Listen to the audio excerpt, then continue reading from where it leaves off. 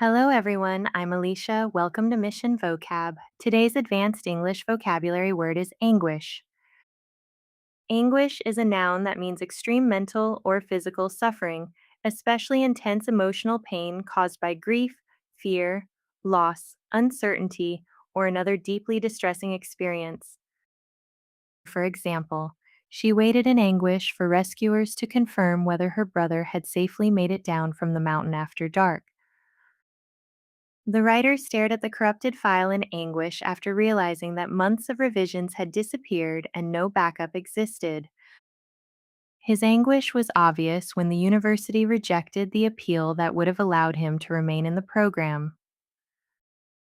Synonyms for anguish include agony, torment, distress, misery, and suffering.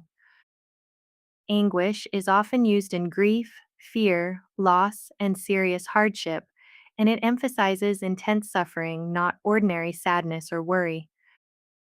That's anguish, one word, stronger English.